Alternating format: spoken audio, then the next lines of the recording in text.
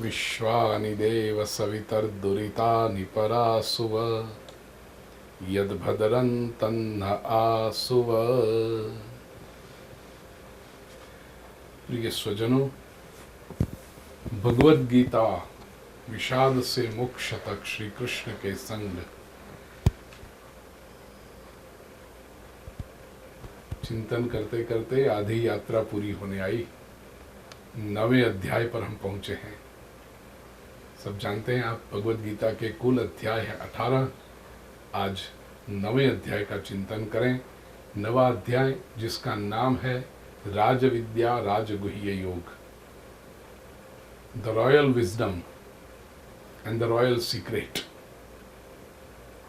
श्रेष्ठ विद्या, श्रेष्ठ ज्ञान और श्रेष्ठ रहस्य प्रभु उद्घाटन करते हैं भक्ति मार्ग का, जीवन को दिव्य बनाने का और परमात्मा की प्राप्ति कराने का। अध्याय का आरंभ प्रभु स्वयं करते हैं। कहते अर्जुन, इदं तुते गुह्यतमं प्रवक्ष्याम्यनसूयवे ज्ञानम विज्ञान सहितम यज्ञात्वा मोक्षसे शुभात्। अब जो ज्ञान मैं तुझे दे रहा हूं अर्जुन, गुह्यतमम ज्ञान है वो। सबसे पहले तो it's a most secret, best among the secrets, ऐसा ये ज्ञान है। प्रश्न ये होगा कि यदि आप कहते हो कि इतना गुह्य ज्ञान है, इतना सीक्रेट है, तो फिर बता क्यों रहे हो और अर्जुन से क्यों बता रहे हो? तो कहा अनसूयवे, इसलिए बताया जा रहा है कि अर्जुन तू असूया रहित है, ईर्ष्या रहित है। याद रखना प्रिय स्वजनों, श्रेष्ठ ज्ञान के अधिकारी कौन हुआ करते हैं? केवल जिसने बहुत ग्रंथ पढ़ लिए, जो बहुत बुद्धिमान होने का दावा करता हो, ऐसे लोगों को नहीं मिलते ये श्रेष्ठ ज्ञान। जो अनसूय, ईर्ष्या रहित हो, जो सरल हो, जो निष्पाप हो। ज्ञान हमेशा निष्पाप लोगों को प्राप्त होते हैं, ज्ञान सरल लोगों को प्राप्त होते हैं। जो बुद्धि की संकरी गलियों में भटकते रहते हैं ना, वो तो भटकते ही रहते हैं, जीवन भर उलझन में ही रहते हैं। जो सरल हो जाते हैं वे ज्ञानी हो जाते हैं। और ये ज्ञान भी कैसा है? ज्ञानम विज्ञान सहितम। मैं स्मरण दिला दूं आपको, 7वें अध्याय का नाम था ज्ञान विज्ञान योग, जहां से ये द्वितीय प्रकरण, भक्ति प्रकरण का आरंभ हुआ है। तो यही बात भी यहां भी भगवान कहते हैं, ये जो ज्ञान है वो केवल इंफॉर्मेशन नहीं है, केवल बंडल्स ऑफ इंफॉर्मेशन, डेटा, ये नहीं है। ये विज्ञान सहित अर्थात अनुभव सहित ये ज्ञान है। और तीसरा बताया यज्ञात्वा मोक्षसे शुभात्। ये ज्ञान ऐसा है जिसको जानकर तू अशुभ से मुक्त हो जाएगा। ज्ञान के परिणाम देखिए प्रिय स्वजनों, भगवद गीता का अध्ययन करते हुए जब यह प्रकरण शुरू किया है ज्ञान विज्ञान योग 7वें अध्याय में, तो 7वें अध्याय के दूसरे श्लोक में भगवान श्री कृष्ण ने कहा, यह ज्ञान कैसा है जो ज्ञान मैं दे रहा हूं? यज्ञात्वा नेह भूयोन्यत ज्ञातव्यम अवशिष्यते। यह जानने के बाद तुझे कुछ भी अन्य जानने को बचेगा नहीं। अब उसी ज्ञान को आगे बढ़ाते हुए, उसी ज्ञान को और गहराई में लेते जाते हुए प्रभु कहते हैं, अर्जुन अब ये ज्ञान देखो, यज्ञात्वा वो ये जा जिसको जानकर मोक्ष से शुभा अशुभात मोक्ष से, अर्जुन तू अशुभ से मुक्त हो जाएगा। यही ज्ञान है प्रिय स्वजन। सरल व्यक्ति, निष्पाप व्यक्ति ज्ञान को पाता है और ये ज्ञान पाकर वो अपने जीवन को शुद्ध बना देता है, अशुभ से मुक्त हो जाता है। ज्ञान का परिणाम चर्चा नहीं है, ज्ञान का परिणाम दूसरे को हराना नहीं है, ज्ञान का परिणाम अपने अहंकार को बढ़ावा देना नहीं है, ज्ञान का परिणाम स्वयं के जीवन को पवित्र करना है। इसलिए प्रिय स्वजनों, आप भी भगवद गीता का अध्ययन कर रहे हैं, ध्यान रखें भगवान श्री कृष्ण किस लिए ये ज्ञान दे रहे हैं। इसलिए नहीं कि आपके पास कुछ शब्दों का भंडार इकट्ठा हो जाए, इसलिए नहीं कि आप कुछ दूसरों के साथ तर्क वितर्क करने के लिए जुट जाएं, इसलिए नहीं कि आपके मन में अहंकार आ जाए कि हाँ हमें भगवत गीता पता चल गई, हमने सुन लिया भगवत गीता के बारे में। इसलिए नहीं, ये ज्ञान इसलिए कहा जा रहा है ताकि जीवन से अशुभ दूर हो जाए और आने वाले समय में आप अशुभ से बच सको। और अशुभ तो बहुत सारा है। राजविद्या राजगुह्यम पवित्रमिदम उत्तमम, ये ज्ञान राजविद्या है, रॉयल विजडम है, ये उत्तम है, पवित्र है। प्रत्यक्षावगमम धर्म्यम, और ये ज्ञान कैसा है? प्रत्यक्षावगमम, हस्तामलकवत है, आकाश कुसुमवत नहीं है। अभी करो बाद में परिणाम मिलेगा, जीवन में आचरण करो मृत्यु के बाद पुण्य मिलेगा, ऐसा ज्ञान नहीं है ये। प्रत्यक्ष, अभी आचरण करो अभी परिणाम मिलेगा। संस्कृत में उसको कहते हैं हस्तामलकवत, हाथ में जैसे आंवला रखा हो दिखाया जाए कि देखो ये रहा, ये ज्ञान, ये इसका अनुभव, ये परिणाम। आकाश कुसुम, आसमान में खिले हुए, आकाश में खिले हुए फूल की तरह नहीं है। तो प्रत्यक्षावगमम, यू कैन एक्सपीरियंस इट। सुसुखम, कर्तुम सुसुखम, करने में सरल है।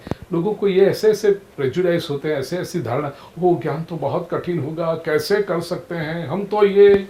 और इस जमाने में 21वीं सदी में रह करके, और यहाँ पर लोग कहते हैं living in north America. North America कोई दुनिया के बाहर है क्या? वो भी तो पृथ्वी का अंश है। नॉर्थ अमेरिका में रहते हो, बहुत बड़ी बात कर दी क्या आपने? फिर भी you are a part of the world. तो कोई भी बहाना नहीं चलेगा कि यहां ऐसा होता है, वहां ऐसा होता है, आजकल ऐसा होता है, पहले नहीं होता था। न समय का कोई बंधन चलेगा, न ज्योग्राफी का कोई बंधन चलेगा। कहीं भी हो, कभी भी हो, यदि आप उस पर आचरण करना चाहते हो, कर्तुम सुसुखम, आपका निश्चय चाहिए, आपकी निष्ठा चाहिए, तो बड़ी सरलता से आप इस पर आचरण कर सकते हो। और अव्ययम, ये ज्ञान अविनाशी है।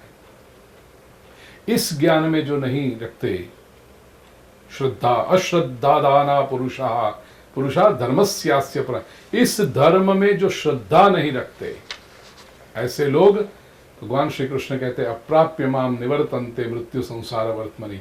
वो भगवान को प्राप्त नहीं करते, ये मृत्यु संसार सागर के मार्ग पर भटकते रहते हैं इधर उधर। तो इस ज्ञान को प्राप्त करने के लिए और कुछ नहीं चाहिए प्रिय सज्जनों, श्रद्धा चाहिए। और मनुष्य में यही तो कमी है, अश्रद्धाना। होगा कि नहीं क्या पता, पहले होता होगा अभी नहीं होगा, हमसे नहीं होगा, ऐसी कोई श्रद्धा नहीं चलेगी। कृष्ण ने कहा है, मेरे जीवन के अशुभ को दूर करने के लिए कहा है, आचरण में सरल है ऐसी बात प्रभु ने कही और श्रेष्ठ बात कही है। तो यदि मुझे श्री कृष्ण पर श्रद्धा है, परमात्मा के शब्दों पर श्रद्धा रख के आइए इस भक्ति मार्ग पर निकल पड़े। राज विद्या रॉयल रोड प्रभु बता रहे हैं, सीधे परमात्मा तक पहुंच जाओगे।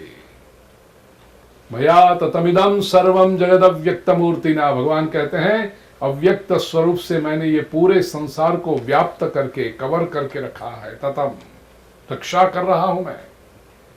मत्स्थानि सर्वभूतानि न चाहम तेष्वस्थितः। आ गया विवर्तवाद वेदांत का, कंफ्यूज करने वाले लोग, केवल अनुवाद पढ़ के उलझन में पढ़ने वाले लोग समझ नहीं पाएंगे। मत्स्थानि सर्वभूतानि, जीव मात्र मेरे भीतर है, न चाहम तेष्वस्थितः, मैं उनके भीतर नहीं हूं। खुजाइए अपना सारा बुद्धिमान लोग, ये कैसा कह रहे हैं प्रभु कि सर्वभूत मेरे भीतर है, मैं उनके भीतर नहीं हूं। याद रहे, मैंने बताया था पहले, विवर्तवाद है ये वेदांत का।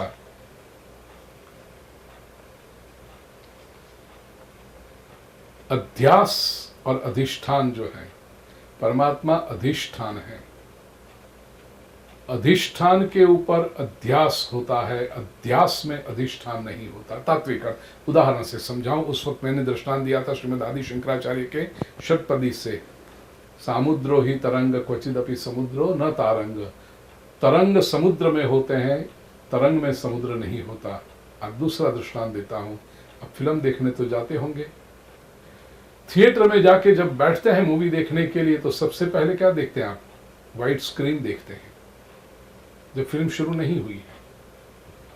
अब जब फिल्म शुरू होती है, अंधेरा हो जाता है और जो वाइट स्क्रीन आपने देखा था उसी के ऊपर फिल्म प्रोजेक्ट होती है।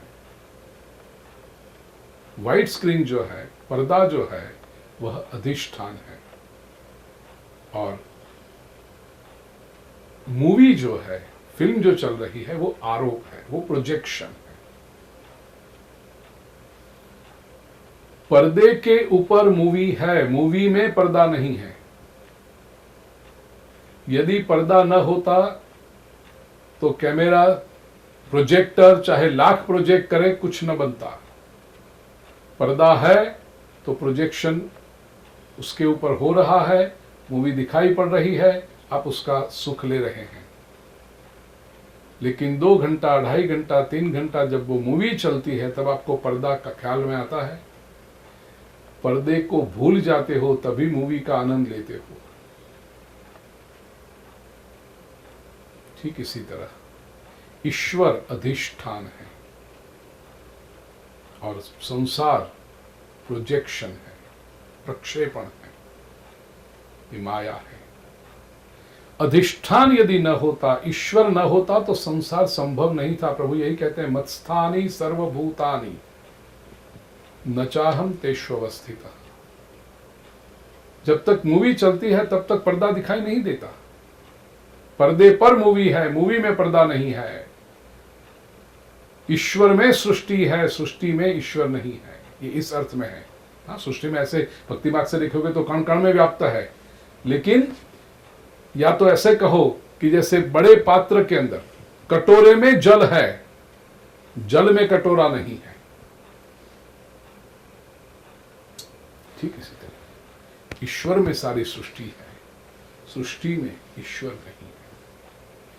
न चाहम, मैं उसमें रह भी नहीं सकता, भगवान कहते हैं। और जो सारी सृष्टि को अपने भीतर समाये हुए हो, वो सृष्टि के भीतर कैसे रह सकता है? कटोरे ने पूरा जल अपने अंदर भर के रखा है, समाया हुआ है, तो जल के अंदर कटोरा समा नहीं सकता। फिर कटोरे में जल समाया हुआ है, जल में कटोरा समा नहीं सकता। सृष्टि भगवान में समाई हुई है, भगवान सृष्टि में समा नहीं सकता। न च मत्स्थानि भूतानि पश्यमे योगम ईश्वरम। इसी तरह ये प्राणी मात्र मेरे भीतर नहीं रह सकते, कि मेरे योगम ऐश्वर को देखो।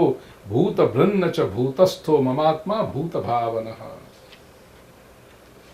यथाकाश स्थितो नित्यम वायु सर्वत्र गो महान।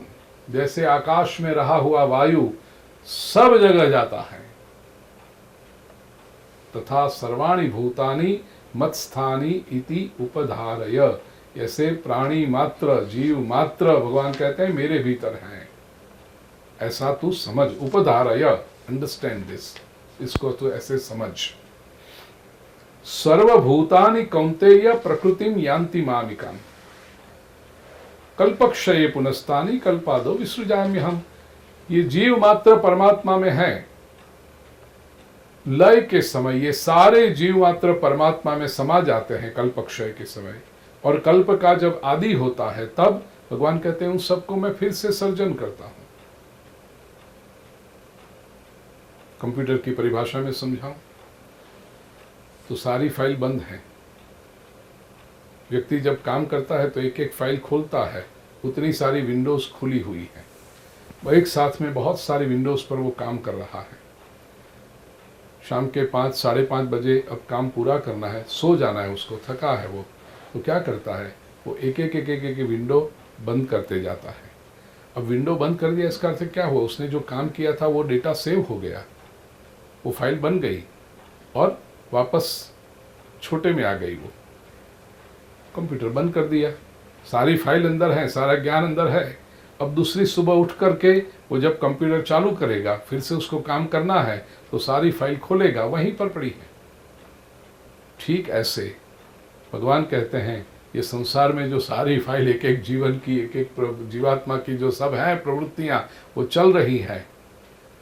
भगवान कहते हैं जब कल्प क्षय करना होता है, मैं I just put cross, click file बंद, क्लिक फाइल बंद, सबकी फाइल बंद हो गई।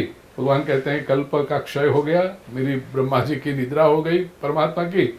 अब जब कल्प का आदि करना है तो करो, स्विच ऑन द कंप्यूटर, एक एक फाइल पर क्लिक करो, वापस ये प्रवृत्तियां शुरू हो जाती हैं, वापस सब माया शुरू हो जाती है। प्रकृतिम स्वाम अवष्टभ्य विसृजामि पुनः पुनः। अपनी प्रकृति को धारण करके, उसका आश्रय लेकर के मैं ये सब बार बार उसका सर्जन करता हूं। और भूतग्राम मिमम कृष्णम अवशम प्रकृतिर्वशात्, ये सारे भूतग्राम, ये जीवात्मा है, प्रकृति है, प्राणी मात्र है, वह प्रकृति के वश होकर के बार बार आते हैं। न चमांतानि कर्माणि निबध्नन्ति धनंजय, ये पूरा कारोबार, सर्जन, पालन, विसर्जन, ये पूरी प्रकृति का पूरी प्रवृत्ति करते हुए भी अर्जुन एक बात ध्यान रख, इतना बड़ा कर्म मैं कर रहा हूं, लेकिन फिर भी वो कर्म मुझे बंधन में नहीं आते, मुझे बांधते नहीं हैं। क्यों? उदासीन वदासीनम असक्तं तेषु कर्मसु, मैं उदासीनवत, उदासीन, उत आसीन, ऊपर बैठा हुआ, और असक्त, अनासक्त होकर, अनअटैच्ड होकर के मैं ये पूरा कर्म करता हूं। कैसे करते हो? बहुत सुंदर सूत्र प्रभु ने समझाया 9वें अध्याय के 10वें श्लोक में, मयाध्यक्षेण प्रकृति ही सूयते सचराचरम हेतुनानेन कौन्तेय जगद्विपरिवर्तते।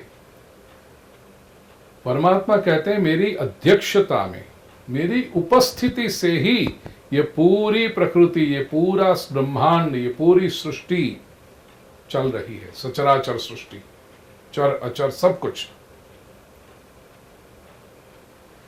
दृष्टांत, प्रातः काल में सूर्योदय होता है और बगीचे के सारे पुष्प खिलने लगते हैं, सरोवर में कमल के पुष्प खिलने लगते हैं। सूर्य जाकर के एक एक कमल की पंखुड़ियों को खोलता नहीं है प्रिय स्वजन,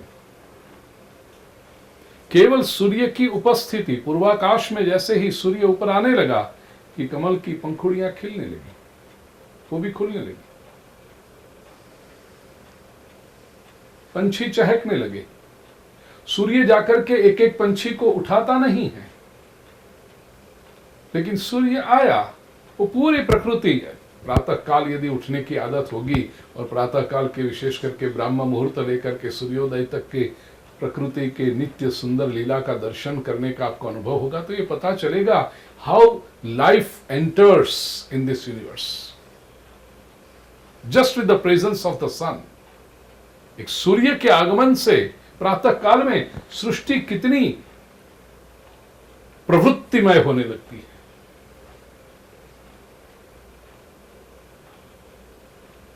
अब कंबल उड़ के सोते हुए व्यक्ति को क्या पता चले ये सब क्या हो रहा है मध्या ब्राह्म मुहूर्त में और सूर्योदय के समय। केवल सूर्य की उपस्थिति से ये सब चलता है। परमात्मा भी ऐसा है, परमात्मा की उपस्थिति से ये सृष्टि चल रही। मॉडर्न मैनेजमेंट के जब सेमिनार लेता हूं तब मैं कहता हूं this is how the systems should work. मालिक जाकर के एक एक फैक्ट्री का मशीन करे चालू, ये नहीं होता, ये संभव ही नहीं है। मालिक की केवल उपस्थिति होती है, स्वामी की केवल उपस्थिति होती है। ऑटो पायलट सिस्टम पर सिस्टम चलनी चाहिए पूरी। प्रातः काल हुआ, कर्मचारी आने लगते हैं, अपना अपना डेस्क चल करके अपने अपना कंप्यूटर खोल के अपना अपना काम शुरू करने। सेल्स वाले सेल्स का काम करते हैं, परचेज वाले परचेज का काम शुरू करते हैं, अकाउंटिंग वाले अकाउंटिंग का शुरू करते हैं, प्रोडक्शन वाले प्रोडक्शन का शुरू। It should work on its own, और पूरा एकदम सबके कोहेजन होते हुए, सबका एक दूसरे का मिलन करते हुए। और ये सारी एफिशिएंसी कहां से आती है? सबको पता है कैबिन में बॉस बैठे हैं, और कैबिन में बॉस नहीं भी बैठे, उसकी उपस्थिति केवल बॉस है। ऐसे परमात्मा ये द यूनिवर्स अनलिमिटेड नाम की कॉरपोरेशन के सुप्रीम बॉस हैं, और उनकी उपस्थिति में पूरा यूनिवर्स चल रहा है। मयाध्यक्षेण प्रकृति सूयते सचराचरम, उनकी अध्यक्षता ही पर्याप्त है। और उनके जैसा कॉरपोरेट, उनके जैसा बॉस कहाँ चलेगा, कहाँ मिलेगा कि जो परफेक्ट सिस्टम काम कर रही है। अवजानन्ति माम मूढ़ा मानुषीम तनुमाश्रितम। देखिए परमात्मा कहते हैं कि in the purest form, in the supreme form, I am a system. कुछ लोग हैं वो केवल मुझे मानुषी, मनुष्य रूप में शरीरधारी ऐसा ही समझते हैं। परम भाव मजानंतो मम भूत महेश्वर, मैं तो भूतों का महेश्वर, जीव मात्र का महा-ईश्वर, देवाधिदेव, पूर्ण परब्रह्म ऐसा हूं, ये मुझे नहीं जानते। मेरे परम भाव को अवजानंत, अजानंत, परम भाव मजान, मेरे परम भाव को, मेरे सुप्रीम बीइंग को न जानते हुए केवल मनुष्य देहधारी, और जब मनुष्य देहधारी समझते हैं तो फिर शंकाएं कर, ऐसी लीला क्यों की, मक्खन की चोरी क्यों की, चीरहरण क्यों किया, 16,008 ब्याह क्यों किया, और उसके पीछे भी कारण है। भागवत की कथा सुनो तो पता चलेगा कि क्यों किया ये सब। लेकिन केवल इतनी शंका अपनी कम बुद्धि से करते हुए लोग, ये मूढ़ लोग हैं, मूर्ख लोग हैं। ऐसे संशय करने वालों को लगता है वाह वाह कितने बड़े बुद्धिमान है, देखो क्या ढूंढ निकाला उसने। क्या ढूंढा? ये तुम्हारी मूर्खता का प्रदर्शन कर रहे हो। जहां परमात्मा की उपस्थिति में समग्र सृष्टि चल रही है और लाखों वर्षों से चल रही है, ऐसे परम तत्व के बारे में ऐसी छोटी छोटी छोटी मूर्खताएं, तर्क कुतर्क वितर्क व्यक्त करना, ये बुद्धिहीनता का लक्षण है। मोघाशा, ऐसे इस लोगों के लिए भगवान कहते हैं मोघाशा, मोघ कर्माणो मोघ ज्ञानाविचेतसा।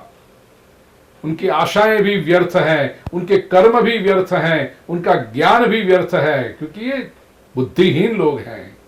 राक्षसी मासुरी चैव प्रकृति मोहिनी श्रिता। इनकी जो प्रकृति है ना, वो राक्षसी माया को आश्रय करके करते हैं। It's a devilish attitude.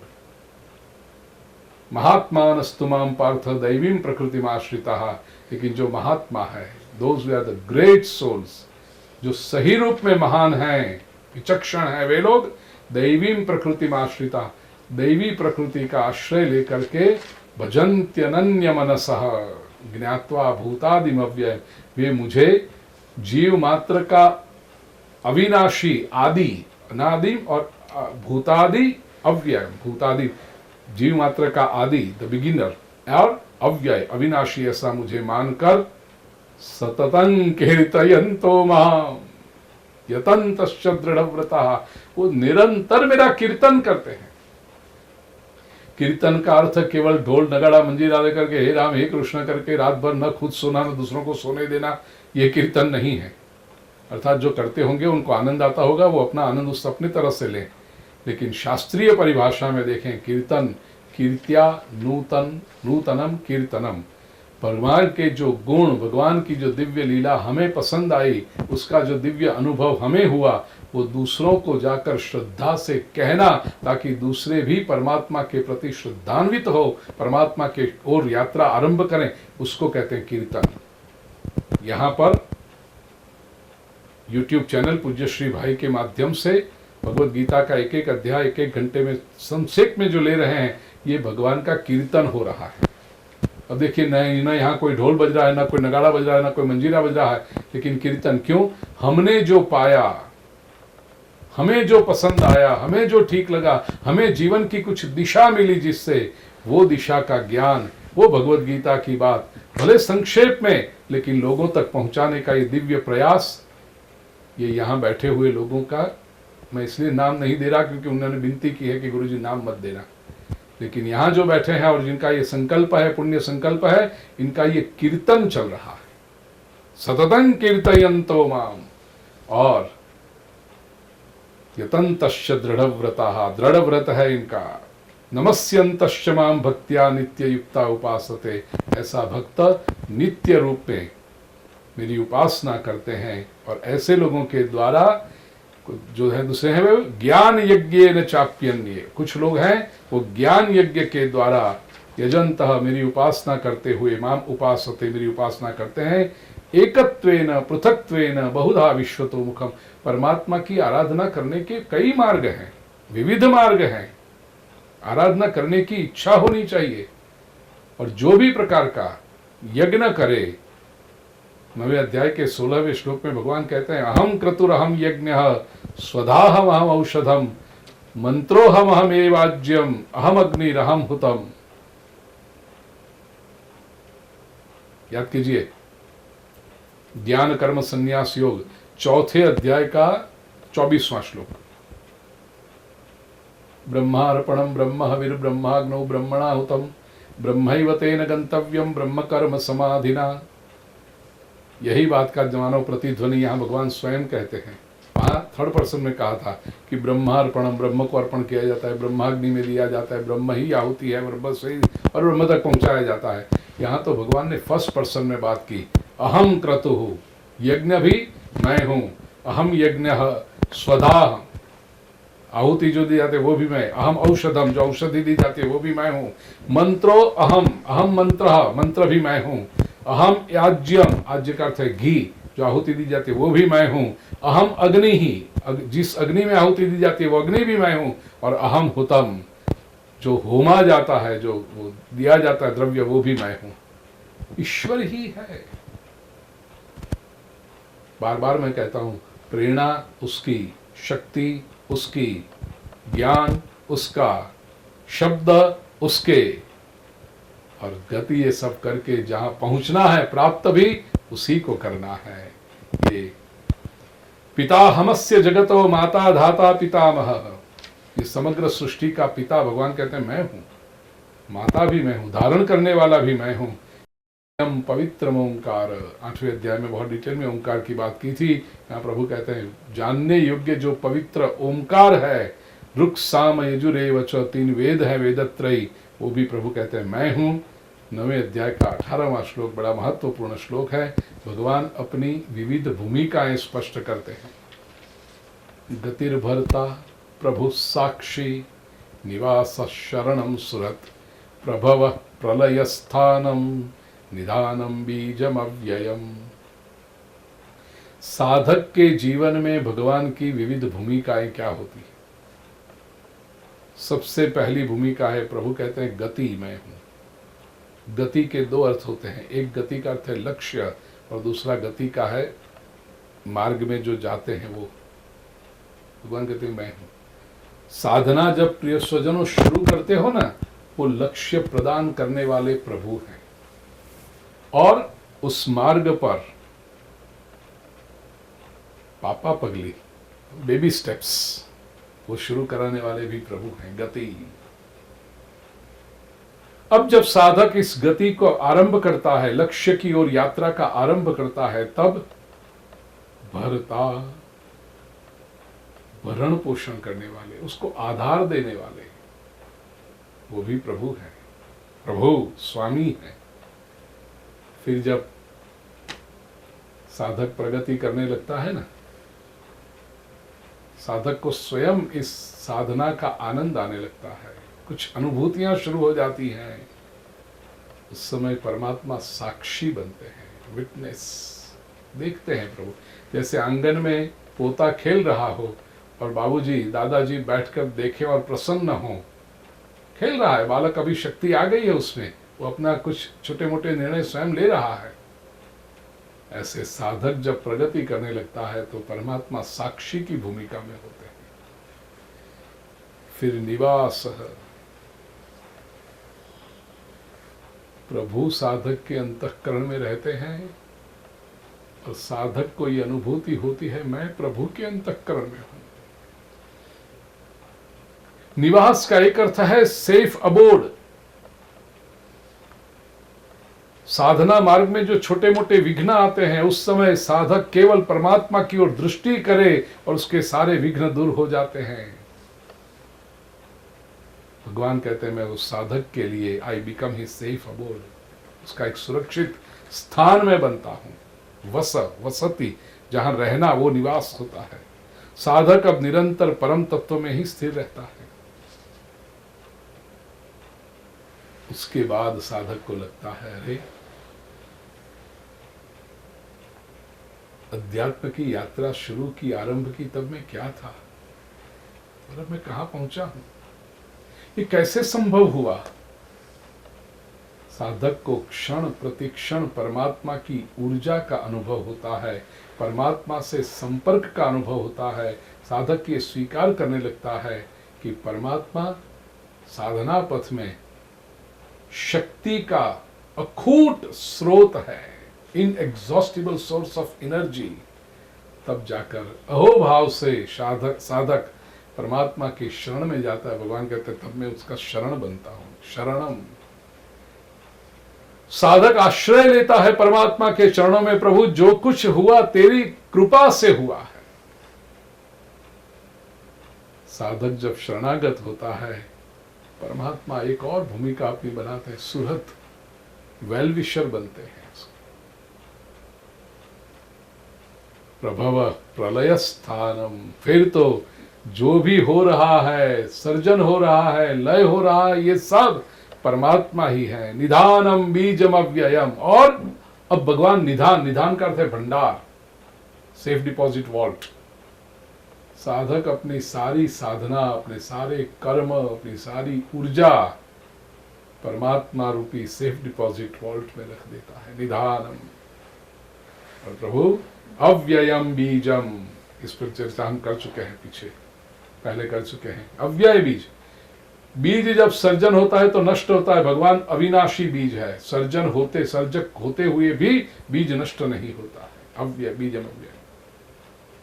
तपाम्यहम अहम वर्षम निगृह्ण्यामित्सृजामि च अमृतम चैव मृत्युश्च।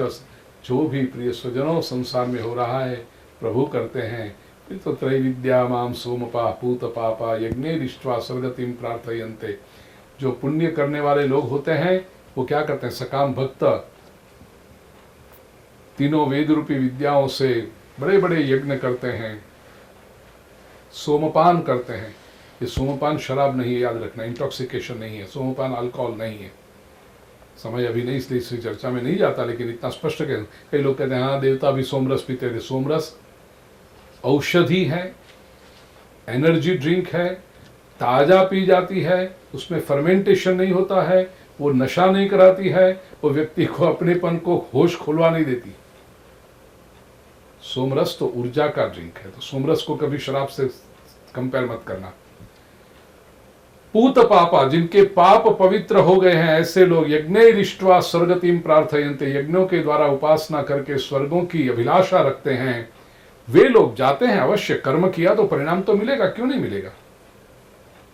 ते पुण्यमासाद्य सुरेंद्र लोकम, इंद्रलोक में जाते हैं, स्वर्ग में जाते हैं, और वहां जाकर अश्नंति दिव्यान दिवी देव भोगान, देवों के लिए सुदुर्लभ ऐसे दिव्य भोग, मटेरियल हैप्पीनेस का सुख भुगतते हैं।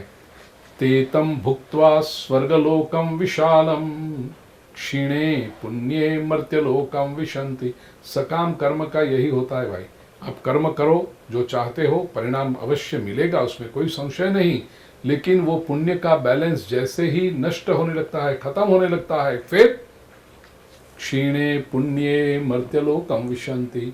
पुण्य जब क्षीण हो गए, पुण्य जब पूरे हो गए, तो वापस वे पृथ्वी लोक में आते हैं। ऐसी बात है जैसे कोई परिवार या कोई व्यक्ति वर्ष भर मेहनत करता रहे, सुबह से शाम तक काम करे, और जो काम किया उसमें से थोड़े थोड़े थोड़े थोड़े पैसे बचाता रहे। क्यों? वेकेशन पे जाएंगे, कहीं घूमने जाएंगे। 11 महीने 11.5 महीने पूरे हुए, देख लिया कि इतने पैसे इकट्ठे हुए हैं, अब 15 दिन के लिए घूमने जाएगा। वो अच्छे से अच्छे रिसोर्ट बुक करेगा, अच्छे से अच्छी जगह पे रहेगा। वहाँ कितना सुख है देखो। विमान में जाओ, अच्छा से कमरे में रहो, भव्य रिसोर्ट में रहो, सुबह उठ के नाश्ता, भोजन, घूमना फिरना, स्विमिंग पूल, संगीत, ये यू नेम इट, जो भी होता है। कोई चिंता नहीं, ना ऑफिस पहुंचना है, ना किचन में जाकर के काम करना है, न डिश साफ करनी है, न कपड़े धोने, कुछ नहीं, सब हो जाता है वहां पर। 15 दिन मजा आता है। फिर वो जब बैलेंस पूरा होने लगा ना, जब तक पैसे फट फट फट फट क्रेडिट कार्ड दे रहे थे, सब जगह पे पैसे दे रहे थे, तो काम हो रहा था। पैसे पूरे हो गए, फिर वो रिसोर्ट वाले कहेंगे चेक आउट, निकलो बाहर, अभी हो गया तुम्हारा बैलेंस पूरा। अब पैसे पूरे हुए तो क्या होता है, चलो घर पे वापस 9 to 5 फिर से। ऐसे यहाँ पर जो लोग जन्म जन्मांतर में पुण्य के अच्छे अच्छे काम करके पुण्यों का संचय करते हैं, वो स्वर्ग में जा कर के अच्छे अच्छे भोग अनुभव करते हैं। लेकिन वो करते समय याद रखना, पुण्य खर्च होते जाते हैं, और जैसे ही पुण्यों का बैलेंस पूरा हुआ, क्षीणे पुण्ये मर्त्यलोकम विशंति, वापस इस पृथ्वी लोक पर आते हैं। ये पृथ्वी लोक कर्म योनि है, बाकी सब भोग योनि है। यहाँ पर जो हम कर्म करेंगे, पुण्य इकट्ठा करेंगे, पाप करेंगे तो पाप भुगतने के लिए जाना पड़ेगा, पुण्य करेंगे तो पुण्य करने के लिए, पुण्य भुगतने के लिए स्वर्ग में जाना पड़ेगा। स्वर्ग और नरक प्रिय स्वजनों, it's a state of mind, मन की अवस्था है। तो ये सब होके जैसे ही पुण्य खत्म होते हैं, वापस पृथ्वी लोक पर आकर के पुनः कर्म करने पड़ते हैं। एवं त्रयी धर्म मनुप्रपन्ना, ये तीन त्रिविध धर्म जो है उसके शरण में जाते हुए लोग गतागतं काम कामा लभन्ते, जाते हैं आते रहते हैं, ये पृथ्वी में घूमते रहते हैं विविध योनियों में। लेकिन इन सभी में जो लोग, ये सज्जन 9वें अध्याय का 22वां श्लोक भक्ति मार्ग का बहुत बड़ा और बहुत महत्वपूर्ण श्लोक बना है। अनन्याश्चिन्तयन्तो माम ये जना पर्युपासते तेषाम नित्याभियुक्तानाम योगक्षेमं वहाम्यहम्। ये सारी जो संसार की आनी जानी की प्रवृत्तियां हैं, 84 लाख योनियों में घूमने का जो उपक्रम है, उनमें से कुछ लोग अनन्याश्चिन्तयन्तो माम, अनन्य भाव से निरंतर मेरा चिंतन करते हैं, और पर्युपासते, मेरी परितः उपासते, सभी तरह से श्रेष्ठ रूप से भगवान कहते हैं जो मेरी उपासना करते हैं, उनमें भी नित्याभियुक्ता नाम, नित्य अभियुक्त, नित्य रूप से जो मेरे साथ लगे हुए हैं, मन से, बुद्धि से, कर्म से, विचारों से, संवेदनाओं से जो निरंतर मुझसे लगे हुए हैं, उनके लिए योगक्षेमं वहाम्यहम्, उनका योगक्षेम मैं चलाता हूँ। योगक्षेम का सीधा सरल अर्थ लोगों ने किया जीवन, उनकी आजीविका, bread butter and may be jam, नहीं।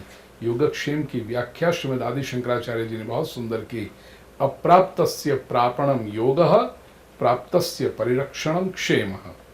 जो अभी तक नहीं मिला है उसकी प्राप्ति हो जाए उसे कहते हैं योग, और जो मिला हुआ है उसकी रक्षा होनी चाहिए, वो बना रहना चाहिए, उसे कहते हैं क्षेम।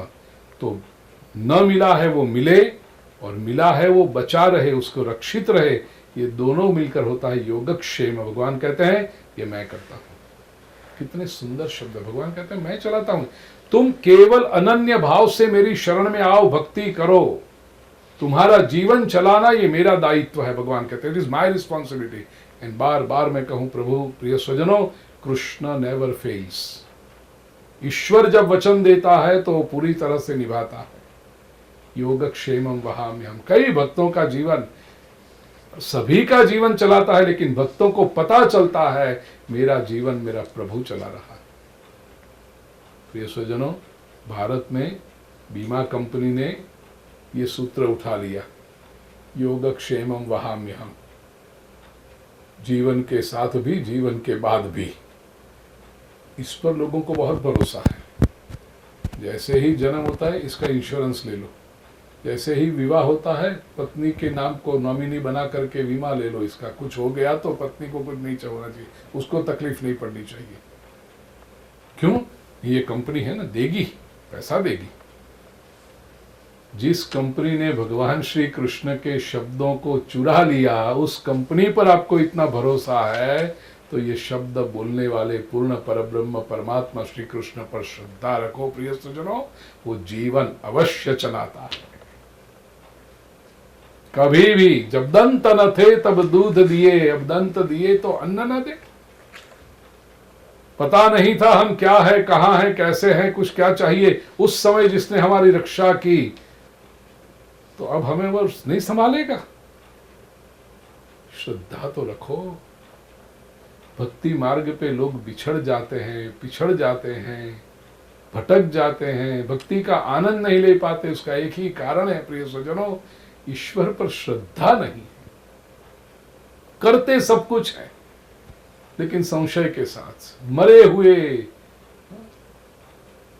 संशय से, चिंता से, लोभ से, ईर्ष्या से, ऐसे संकुचित भावों से खुले होकर करो, प्रसन्नता से करो, श्रद्धा से करो। श्री कृष्ण खड़ा है, आप चिंता किस बात की कर रहे हो? योगक्षेमम वहां। लोग कहते हैं इतना करेंगे फिर मेरे पास कम हो जाएगा, फिर मेरा क्या होगा, मेरे लिए क्या बचेगा? भगवान कहते हैं मैं खड़ा हूं, डर क्या रहे हो? योगक्षेमम वहाम्यहम। बहुत सुंदर श्लोक है प्रिय सज्जनों। ये सारे श्लोक केवल पढ़ने के, सुनने के नहीं होते, अनुभव करने के होते। और जब अनुभव आता है तब पता चलता है कि श्री कृष्ण कैसा हजरा हजूर है। श्री कृष्ण केवल कहानियों का विषय नहीं है, श्री कृष्ण केवल गीतों का हीरो नहीं है। श्री कृष्ण हमारे साथ, हमारे अंतःकरण के धड़कन में बसी हुई चेतना है। योगक्षेमम वहाम्यहम। ये प्यन्य देवता भक्ता यजन्ते श्रद्धयान्विता तेपि मामेव कौन्ते यजन्ते विधिपूर्वक। जो लोग दूसरे देवताओं के बड़े श्रद्धा से दूसरे देवताओं की भी पूजा करते हैं, वो मेरी ही पूजा करते हैं अविधि पूर्वक। यही बात भगवान ने 7वें अध्याय में कही थी। 7वें अध्याय का 20 से 23 ये 4 श्लोक आप देखिए। भगवान ने यही कहा कि दूसरे लोग जो दूसरों की सेवा करते हैं, दूसरे स्वरूपों की सेवा करते हैं, काम स्तै ऋतज्ञाना प्रपद्यन्ते अन्य देवता तम तन नियम आस्थाय प्रकृत्या नियता। स्वयं जो उनकी वहां पर श्रद्धा है, भगवान कहते हैं वो श्रद्धा तो मैं बलवान करता हूं, तस्य तस्या चलाम श्रद्धाम तामेव विदधाम्यहम, और उनको फल मैं देता हूं। और वे लोग समझते हैं कि इस देवता के पास से आया। भगवान ने यहां भी कहा कि तेषा जो तेपि मामेव कौन्ते यजन्ते विधिपूर्वकम अहम ही सर्व यज्ञानाम भुक्ता च प्रभुरेव च। याद रखना प्रिय स्वजनों, जो भी यज्ञ हो रहा है, जो भी अच्छा काम हो रहा है संसार में, कहीं भी करता हो, कोई भी करता हो, अल्टीमेटली वो परम चेतना के लिए कर रहा है, परमात्मा के लिए कर रहा है। न तो माम अभिजानन्ति न तत्वेना तस्यवन्ति ते। जो लेकिन मुझे समझ के नहीं करते, मुझे जानकर नहीं करते, मेरे लिए नहीं करते, वे तत्व से भटक जाते हैं। कुछ लोग अच्छा काम करेंगे लेकिन सोशल सर्विस के नाम पर करेंगे। अरे यही को आप भगवान के नाम पर करो, तुम्हारी भक्ति बन जाएगी। कुछ लोग करेंगे केवल अपना अहंकार बढ़ाने के लिए करेंगे, अपने नाम की तख्तियां लगाते रहेंगे। बहुत सस्ते में आपने सौदा मिटा दिया। ये जो काम भगवान के नाम पर करते अमर बीज हो जाता, वो उसको आपने केवल नाम लगा करके टेम्पररी बना दिया। उसको किसी सभा में एक शाल ओढ़ करके कुछ तालियां बजावा करके आपने इतने बड़े काम को कितना सादा व्यर्थ बना दिया। इसलिए भगवान कहते हैं तत्वेना तस्यवन्ति, वो तत्व से भटक जाते हैं। जो कर रहे हो ऐसा करो ना कि मेरे प्रभु के लिए कर रहा हूं, मेरा प्रभु मेरा जीवन चलाता है। प्रभु बार बार कहता है कि मैं कर रहा हूं, मैं आया हूं तेरे लिए, ये देख तेरी श्वास मैं दे रहा हूं। भगवान यदि गुप्त रह करके, शांत रह करके, पर्दे के पीछे रह करके कर सकता है, तो उसी भगवान की ऊर्जा से, उसी भगवान की शक्ति से मैंने कुछ पाया है और उसका एक अंश दे रहा हूं, तो फिर मैं अपना नाम क्यों करने जा रहा हूं? क्यों मैं अपने अहंकार को बीच में डाल रहा हूं? व्यक्ति को ये समझ में आनी चाहिए बात। और ये सयानापन, ये समझदारी जब आती है, तब सारे काम परमात्मा के लिए होने लगते हैं।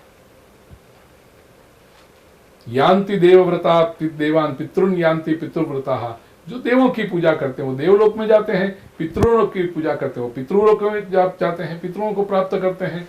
भूतान यान्ति भूतेज्य, जीवों की पूजा करते हैं। कुछ लोग हैं ना, वो मनुष्यों की पूजा करते हैं। किसी दाढ़ी वाले को लटका के रखा है घर में, ओहो बस यही दाढ़ी हमारे लिए करे। दाढ़ी क्या करेगी? दाढ़ी भी किसी और परम शक्ति से चल रही है। मार्गदर्शक बन जाए वो बात सही है, लेकिन उस परम तत्व के साथ अनुसंधान करना चाहिए। कुछ लोग वो परम तत्व को चूक जाते हैं, केवल भूत को, केवल एक व्यक्ति को, केवल एक शरीर को पकड़ के बैठ जाते हैं। भगवान कहते हैं ठीक है, वहां रुक गए वो लोग। यान्ति मद्या जिनोपि माम। भगवान कहते हैं जो मेरी उपासना करते हैं, परम तत्व को जान करके जो उपासना करते हैं, कृष्ण कहते हैं वो मुझे पाते हैं। और भगवान को पा करके फिर भक्ति कैसे करें? इतने सुंदर सुंदर श्लोक हैं प्रिय सज्जनों। 9वें अध्याय का 26वां श्लोक, पत्रम पुष्पम फलं तोयम यो मे भक्त्या प्रयच्छति तदहम भक्ति परतम अश्नामि प्रयतात्मनः। मेरे पास आया हुआ भक्त जो भी मुझे समर्पित करता है, पत्रम पुष्पम फलम तोयम, पत्र पुष्प फल और तोय का अर्थ है जल, यो में भक्त्या प्रयच्छति, जो मुझे भक्ति से देते हैं वो मैं स्वीकार करता हूं। प्रिय स्वजनों, ये भी याद रखना, भगवान को कुछ न कुछ समर्पण करने का भाव भक्त के अंतःकरण में होना चाहिए और होता है। दो तत्व समझना, मोह और प्रेम। मोह जो है, लस्ट, वो हमेशा डिमांड करता है, मांगता है, और प्रेम, लव, देता है। मोह का संबंध होगा तो मांग होगी, इसने मेरे लिए क्या किया, मेरे जन्मदिन पर उसने रात के 12 बजे फोन किया कि नहीं किया, मुझे कार्ड दिया कि नहीं दिया, गिफ्ट दी कि नहीं दी, फ्लावर्स भेजे, फूल भेजे कि नहीं भेजे, डिनर पे ले गया कि नहीं ले गया। ये यदि होता रहे, वेडिंग एनिवर्सरी पे ये किया कि नहीं किया, मांग जब तक है, अपेक्षा है, तब तक समझना ये मोह है। और प्रेम क्या करता है, जहां भी प्रेम आता है वहां लेना बंद हो जाता है, देने की शुरुआत हो जाती है। जिसके भी प्रति प्रेम होगा, पुत्र के प्रति प्रेम होगा, तो पिता ये नहीं सोचेगा कि पुत्र से मुझे क्या मिल रहा है, पिता यही सोचेगा मैं पुत्र को क्या दे रहा हूं। प्रीतम प्रियतमा को, पति पत्नी को एक दूसरे के प्रेम होगा तो एक दूसरे के, उसने मेरे लिए क्या किया वो नहीं सोचेगा, वो यही सोचेंगे मैं उनके लिए क्या कर रहा हूं। गुरु को, शिष्य को गुरु से प्रेम होगा तो शिष्य गुरु के पास से कितने मुझे मिला, क्या मिला, वो नहीं सोचेगा। शिष्य यही सोचेगा मैंने मेरे गुरुदेव की क्या सेवा की, मैंने क्या दिया उनको। ऐसे भगवान से यदि प्रेम होगा प्रिय स्वजनों, तो भक्त ये नहीं सोचेगा कि भगवान के पास से मुझे क्या मिल रहा है, भक्त प्रतिक्षण ये सोचेगा मैं मेरे प्रभु को क्या अर्पण कर रहा हूं। देना यह प्रेम का लक्षण है। भगवान कहता है जब भी कोई भक्त मेरे पास आता है, मैं ये देख रहा हूं कि वो मेरे पास मांगने के लिए आता है या मुझे कुछ देने के लिए लेकर आता है। वो क्या देता है उस पर मेरी दृष्टि नहीं है, मैं केवल ये देख रहा हूं क्या उसको देने की इच्छा हुई, और देने की इच्छा हुई तो इसका अर्थ उसके अंतःकरण में मेरे प्रति प्रेम है, और मेरे प्रति प्रेम है उसी ने उसको ये त्याग के लिए प्रेरित किया। ईश्वर ये नहीं देखता कि आप क्या लाए हो, ईश्वर ये देखता है कि क्या आप लाए हो, आपको इच्छा हुई। और जब देने का भाव जन, इसलिए भगवान के पास हम जाते हैं ना, कुछ पत्ता, फूल, फल कुछ ले, लेकिन केवल यहीं पे मत अटक जाना, यह अभ्यास है प्रिय सुजन। लोग जाकर के भगवान के पास 2 केले रख के आते हैं, ये केलों ने तुम्हारा क्या बिगाड़ा भाई। प्रभु के पास जाओ, ठीक है आज फूल लेकर गए, कल फल लेकर गए, कल जाकर के तुम्हारी शक्ति हुई, तुम्हें लगा प्रभु के पास कुछ दक्षिणा रखे, कुछ भेंट रखें, जल का अभिषेक किया।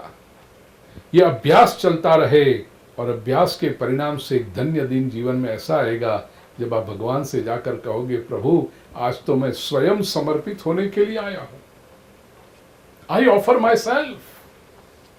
देने का अभ्यास होगा तो एक न एक दिन अपना समर्पण करने की भावना जन्मेगी। देने का अभ्यास ही ना होगा, मुट्ठी बांध के बैठे हो जीवन भर, मन के दरवाजे बंद करके बैठे हो, लोभ के शिकार होते बैठे हो, तो फिर अपना समर्पण भी नहीं कर पाओगे। और ईश्वर तो समर्पण चाहता है। लोग नाम रखते हैं समर्पण, होता नहीं समर्पण कहीं पर कुछ। तो पत्रम पुष्पम फलं तोयम यो मे भक्त्या प्रयच्छति तदहम भक्ति परतम। भगवान कहते हैं मैं स्वीकार करता हूं। लिटरल शब्द तो कहे अश्नामी, अश्नामी का अर्थ मैं खाता हूं, मैं स्वीकार।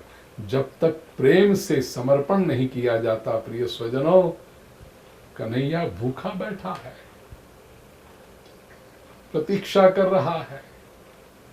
रश्नामि प्रयतात्मनः, भगवान कहते हैं ये भक्त जो ले आते हैं इसके बहुत सुंदर सुंदर अर्थ भी है प्रिय स्वजनों।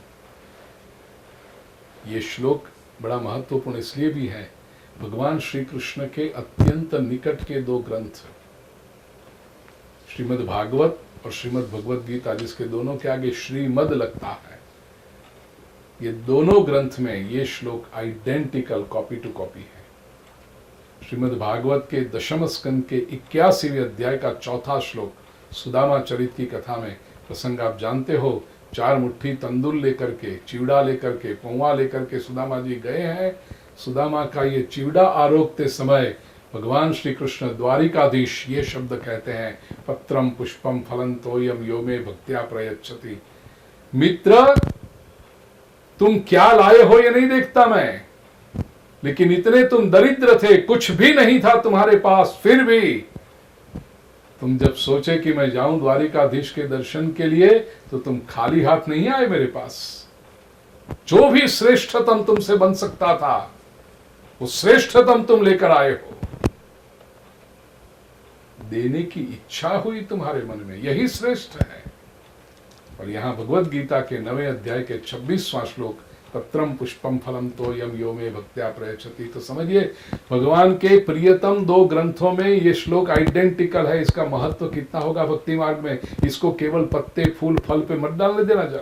हाँ, नहीं तो लोग कहते हैं पत्ते, सभी भगवानों के पत्ते बांट दिए, गणेश जी की दूब, विष्णु भगवान की तुलसी, भगवान शंकर का बिली पत्र चढ़ा दिए, पत्ते फूल चढ़ा दिए, फल चढ़ा दिए और पानी का अभिषेक कर दिया भगवान के ऊपर, हो गई भक्ति पूरी। श्रीमद् भागवत में भक्ति का गौरी शंकर वर्णन करने वाले और श्रीमद् भगवत गीता में जीवन के सिद्धांतों का शिखर बताने वाले भगवान श्री कृष्ण इतने मटेरियल ओरिएंटेड नहीं हो सकते कि पत्ता लाओ, फूल लाओ, फल लाओ। इसमें मुख्य जो भाव है, समर्पण करने का भाव है, त्याग करने का भाव है, जो भक्ति का मूल आधार है, नींव है।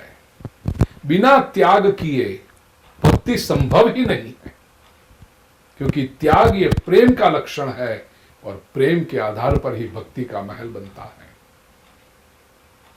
यत् करोषि यदश्नासि यज्जुहोषि ददासि, भगवान कहते हैं जो भी तुम करो, यत् तपस्यसि कौन्तेय तत्कुरुष्व मदर्पणम, ये समर्पण का भाव, समर्पण का भाव, ये भक्ति समर्पणमय है। शुभाशुभ फलैरेवं मोक्षसे कर्म बंधने, ये जो त्याग की भावना जिसमें आ गई, योग्य आदर पूर्वक समर्पण करने गया, उसको वो शुभाशुभ फलैरेवं, शुभ और अशुभ सभी प्रकार के फलों से वो मुक्त हो जाता है। मोक्ष से कर्म बंधन ही। प्रिय स्वजनों, बड़ी बात है, हमारे यहाँ कर्म के सिद्धांत की इतनी महत्ता है कि कर्म करके स्वयं परमात्मा भी यदि अवतार लेकर आए ना, तो उसको कर्मों का हिसाब चुकाना पड़ता है। वो कर्म से छटक नहीं सकता। कर्म किया तो फल भुगतना ही पड़ेगा, लेकिन कर्म बंधन से मुक्त होना हो तो एक ही बात है, त्याग करो, समर्पण करो। सुदामा की कथा में भी फलश्रुति में यही कहा है, एतद् ब्रह्मण्य देवस्य श्रुत्वा ब्रह्मण्यतां नरः लब्ध भावो भगवती कर्म बंधाद विमुच्यते। यहाँ 9वें अध्याय के 28वें श्लोक में मोक्ष से कर्म बंधन ही, वहां पर कहा कर्म बंधाद विमुच्यते। थोड़ा सा भी संस्कृत जानोगे तो पता चलेगा वहां क्यों कहा। सुदामा की कथा में वो लेकर आया, एतद् ब्रह्मण्य देवस्य, ब्रह्मण्य देव अर्थात ब्राह्मण जिनको प्रिय है, ऐसे भगवान श्री कृष्ण ने श्रुत्वा ब्रह्मण्यताम नरः, एक तेजस्वी ज्ञानी विद्वान ब्राह्मण का गौरव किया है और उसको जैसे करना चाहिए। फूल नहीं तो फूल की पंखुड़ी देते हो, ले लो, ऐसा नहीं कहा, सम्मान के रूप में। अब जब जानते हो भगवान श्री कृष्ण ने सुदामा जी को कितना दिया, और सामने दिखा के नहीं दिया, बार्गेनिंग करके नहीं दिया, सुदामा जी का गौरव रखते हुए उनके वहां भेज दिया है सब। इस तरह जो सम्मान करता है ब्राह्मण का, तेजस्वी ज्ञान का, वो कर्म बंधन से मुक्त होते हैं। तो पत्रम पुष्पम फलम तोयम, ये श्लोक भी समान और फलश्रुति भी समान। देखिए कितना बड़ा संदेश भगवान श्री कृष्ण यहां देना चाहते हैं। मोक्ष से कर्म बंधन ही, इसके सिवा कोई और उपाय है ही नहीं कर्म बंधन से मुक्त होने का। संन्यास योग युक्तात्मा विमुक्तो माम उपैष्यसि, और एक बार ये कर्म बंधन से मुक्त हुआ, फिर भगवान कहते हैं माम उपैष्यसि, मुझे ही तू प्राप्त करेगा। कि ईश्वर अपनी भूमिका स्पष्ट करते हुए कहते हैं समोहम सर्वभूतेषु न मे द्वेष्योस्ति न प्रियः, मैं अपनी ओर से तो जीव मात्र के प्रति समान हूं, न मुझे किसी से द्वेष है न मुझे किसी से प्रेम है। I am equal. ये भजन्ति तुमाम भक्त्या मयि ते तेषु चाप्यहम, लेकिन जो भक्ति से मेरी उपासना करते हैं वे मुझ में है और मैं उनमें हूं। ऐसा व्यक्ति, एक बार भक्ति जब उसने शुरू की, बहुत बड़ा आश्वासन भगवान श्री कृष्ण 9वें अध्याय के 30वें श्लोक में दे रहे हैं, 30 और 31वें श्लोक में। अपिचेत सुदुराचारो भजते माम अनन्य भाग साधुरेव समन्तव्य सम्यक व्यवसितो ही सह। दुराचारी से दुराचारी व्यक्ति भी यदि भक्ति आरंभ करे और स्थिर बुद्धि लेकर के भक्ति के मार्ग पर चलने लगे, अनन्य भाव से मेरी उपासना करने लगे, श्री कृष्ण कहते हैं साधु एव समन्तव्य, उसे साधु ही कहो। साधु का अर्थ है सरल, साधु का अर्थ है स्ट्रेट फॉरवर्ड, उसे साधु ही कहो। क्यों? सम्यक व्यवसितो ही सह, उसने सही निर्णय तो किया, at least now he has made a right resolution. भूल अतीत में कर दी, दुराचार किया, कर दिया, अब तो उसको पता चला ना कि मैं भूल कर रहा था, अब तो मैं सही करूं, अभी तक की मैं भूल सुधार लूं। व्यक्ति यदि स्वयं को क्षमा करके सुधरने के लिए तैयार हो तो परमात्मा श्री कृष्ण बाहें फैलाएं, आलिंगन देने के लिए तैयार खड़े हैं। दुनिया तुम्हारे ऊपर लेबल लगाएगी कि ये व्यक्ति ऐसा, ये व्यक्ति ऐसा। भगवान श्री कृष्ण कहते हैं मैं किसी के ऊपर लेबल नहीं लगाता, मैं तो प्रत्येक व्यक्ति की वर्तमान स्थिति देखता हूं, इस समय क्या वो अपनी भूलों को छोड़ करके सही मार्ग पर बढ़ने के लिए तैयार है। और यदि वो तैयार है, कृष्ण कहते हैं मैं इसको स्वीकार करता हूं। भगवान स्वयं तो स्वीकार करते हैं, ऐसा नहीं, सबसे कहते हैं साधुरेव समन्तव्य, 9वें अध्याय का 31वां श्लोक, उसको साधु ही समझो। और क्षिप्रम भवति धर्मात्मा, वो क्षिप्रम तुरंत ही वो धर्मात्मा बन जाता है। शाश्वत शांति निगच्छति, उसे शाश्वत शांति प्राप्त होती है। और अद्भुत बात श्री कृष्ण ने ये 9वें अध्याय के 31वें श्लोक में कही, कौन्तेय प्रतिजानीहि न मे भक्त प्रणश्यति। अर्जुन ठीक से समझ ले, ये नो इट फॉर श्योर, न मे भक्त प्रणश्यति, मेरा भक्त कभी अधपतित नहीं होता, मेरे भक्त का कभी अधपतन नहीं होता। एक बार ईश्वर के मार्ग पर आया, ही नेवर फॉल्स। इतनी शक्ति है प्रभु के भक्ति की, प्रभु की शरण में आने की। प्रिय स्वजनों, ये कितना बड़ा आश्वासन है, कितनी बड़ी प्रेरणा है। और श्री कृष्ण कहते हैं कोई भी आए, माम ही पार्थ व्यपाश्रित्य ये स्यु पापयोनयः, पापी योनि में भी हो कोई, तो भी इवन स्त्रियों वैश्यास तथा शूद्रास ते भी यान्ति परांगति। स्त्रियां हो, वैश्य हो, शूद्र हो, वे भी परम गति को प्राप्त करती हैं। अब यहां कुछ के अपने आप को बुद्धिमान समझने वाले, विमेन्स एम्पावरमेंट का झंडा लेने वाले मूर्ख लोग यहां कहने लगे स्त्रियों को इसमें रखा, स्त्री को पाप योनि कहा है, वैश्य और शूद्रों के साथ रखा स्त्रियों को भी। ऐसा नहीं है प्रिय स्वजनों, जरा उस भाव को समझो। भगवान श्री कृष्ण 5300 वर्ष पहले ये क्रांतिकारी उद्घोषणा कर रहे हैं, जब विश्व भर में, प्लीज मार्क माय वर्ड्स, केवल भारतीय संस्कृति में नहीं, विश्व भर में, और भारतीय संस्कृति में तो बहुत आदर सम्मान दिया है स्त्रियों को, विश्व भर में ऐसा माना जाता था कि स्त्री को मुक्ति का अधिकार नहीं है। आज भी कई समाज देखो, कई एडवांस्ड समाज देखो, स्त्री को समान अधिकार नहीं देते, इवन पॉलिटिकली अधिकार नहीं देते। जिस देश में इस समय मैं बैठा हूं, तो स्त्री को प्रेसिडेंट बनाना उनके बस की बात नहीं है अभी तक। तो बातें इक्वालिटी की करते हैं, लेकिन एक unseen curtain, transparent curtain, glass curtain होता ही है। यहां पर भगवान श्री कृष्ण कहते हैं छोड़ो ये सब असमानता का भाव, एक बार मेरे मार्ग पे आ जाए, चाहे वो स्त्री भी हो, दुनिया उसको ना कहे, कृष्ण कहते हैं मैं नहीं कह रहा हूं ना, उसको भी मुक्ति मिलेगी, शूद्रों को भी मुक्ति मिलेगी, सभी को मुक्ति मिलेगी। किम पुनर्ब्राह्मणा पुण्या भक्ता राजर्षय। अब ये लोग भी यदि भक्ति करें तो उनको मुक्ति मिल सकती है, तो फिर ब्राह्मण, राजर्षि, पुण्य करने वाले लोग, भक्त लोग, उनकी तो बात ही क्या है। अनित्यम सुखम लोकम इमं प्राप्य भजस्व माम। तो ये सब मुझे प्राप्त करेंगे, इसलिए 9वें अध्याय के 34वें श्लोक में भगवान ने फिर से सूत्रात्मक रूप में आज्ञा देते हुए कहा, मन मना भव मद भक्तो भव मदयाजी भव माम नमस्कुरु। मनमना मनमना भव मद्भक्तो मद्याजी माम नमस्कुरु मामे वैश्यसि युक्त्वैव आत्मानं मत्परायणः। मन मुझे दे, मेरी भक्ति कर, मेरी उपासना कर, मुझे नमस्कार कर, ये सब करेगा, मेरे परायण बनेगा तो माम एव एष्यसि, मुझे ही पाएगा। ये एश्योरेंस देते हुए भगवान ने 9वें अध्याय पर अल्प विराम रखा है।